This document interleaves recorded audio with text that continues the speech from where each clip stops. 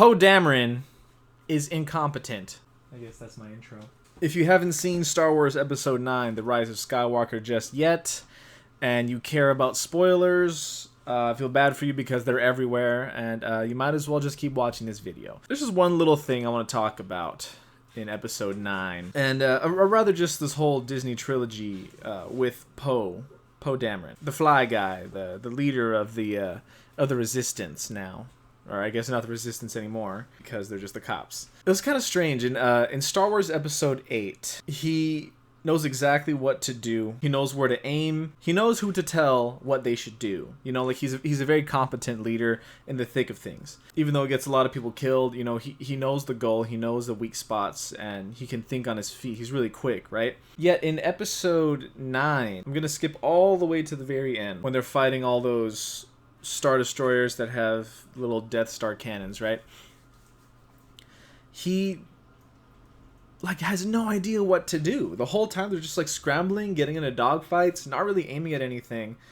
I think once they aim at one thing on one Star Destroyer, or you know they go a little bit to try to destroy some, what is it? It's like this weird beacon that they have, right? He tells them, "Oh, we got to destroy the beacon, right? You got to destroy the beacon." But then they kind of start losing a little bit, right? And all of a sudden, he totally just unravels, falls apart, and he's like, "Oh, there's too many of them. Oh, what am I gonna do? What happened to the Poe that's he can think quick on his feet? You know, he's a really good pilot and everything." But all of a sudden, he completely falls apart, and then it takes Lando to come in, a la Avengers Endgame, where it's just like, okay, now what? It's hopeless. We're gonna lose. Not yet, kid. You got all of us now. They come in. All of a sudden, Poe Dameron's like, "Oh, hey everyone, I know exactly what to do. Aim for the little Death Star cannons." Okay, now here's where things get wild, because you might think, oh, well, you know, you needed a bigger fleet to distract all of them for that. There was literally, took one Y-wing bomber that didn't even use its bombs. It just shot its front cannons to destroy one of the big old huge Death Star cannons. It only took one. It didn't even shoot a bomb. Nothing. It took one guy to go in there, blast it a couple times, it just blows up. Like, what is that? How could he not think of that before? Why did it take Lando coming in, and all of a sudden they had this huge, hodgepodge fleet, and then now, oh, I know what to do. Just take one guy and blast the cannons. One guy per cannon is all you needed.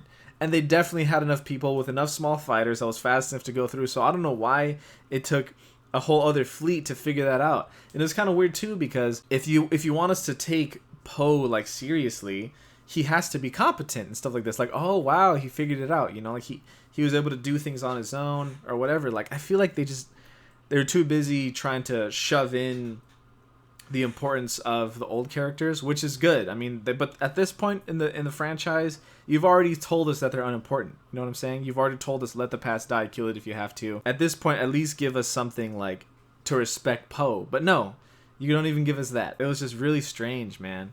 Very strange. Bad writing. Just, it kills it, you know? It's hard to suspend your disbelief. You know what I'm saying? Because it's Star Wars or in space. You can suspend disbelief, right? Oh yeah, there's no explosions in space. There's no fire in space. There's no sound in space, whatever. But when a character is just a complete moron, and then all of a sudden a light switch flips in his head, and he knows exactly what to do, then your suspension of disbelief drops. And you're like, why didn't he just think of that before? You know, I don't get it. I don't understand why they did that, why they wrote him that way. It's just silly. I don't want to do a full review of Episode 9. I haven't seen anybody really talk about this, about Poe's sudden competence after first being a really good, competent leader, and then all of a sudden he has no idea what to do, and then all of a sudden he has the exact idea of what to do, and it doesn't make any sense. Out of all things in that movie, that to me stuck out the most. I remember in the theater going why didn't he just think of that? I was watching with my wife, and I didn't want to ruin anything, so I just kind of looked at her I'm just not going to say anything. But that was, to me, really stuck out, because I was actually really enjoying Poe as a character in Episode 9. He was actually a good character. They gave him stuff to do. I loved his whole thing with Zori Bliss. And by the way, that's how you write. That part was really well done with Poe and Zori Bliss. because you felt like there was actually something there, you know? You could tell that they were friends before or whatever. Like, I don't know, it was just really well done, and it didn't have to say much. And Poe was just super interesting. You know, you learned that he was a spice smuggler, which I don't know if you read the new EU, you have to read the new expanded universe books to know that spice is basically like their crack, you know, in the Star Wars universe. It's pretty much like what all the druggies are hopped up on. It's like super addictive and stuff, and were highly illegal during the time of the Empire, at least. So yeah, he used to be a spice runner, which is, you know, it's the equivalent of a person being a drug dealer, or at least someone who moves the drugs. And so you're like, wow, like, again, only if you've read the new EU, you'd go, holy crap, he was he was pretty scummy before, but he's not anymore. And you know, you get to see him kind of rise above that. But then just his complete lack of faith, his complete lack of confidence and competence as well, was just very jarring to me.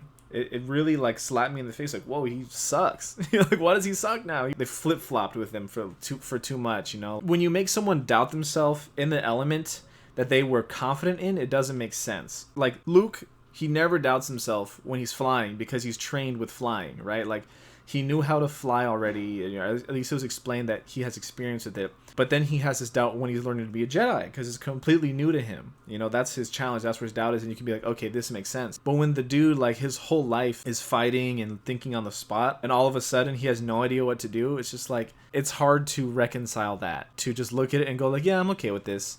Because it doesn't make sense. It doesn't make sense as for a character choice. It's not a believable moment of weakness or doubt when someone is in the thing that they've been doing their whole life, or at least for the last however long the Resistance has been fighting the not Empire, and all of a sudden he has no idea what to do. It really just kind of pushes you away and kind of kicks you out of the movie. It makes you think too much. Like, wait, why? It makes you ask the question why a little too much. And if you're asking why, you know, it's like you're not really enjoying the movie. I guess that's it. Peace!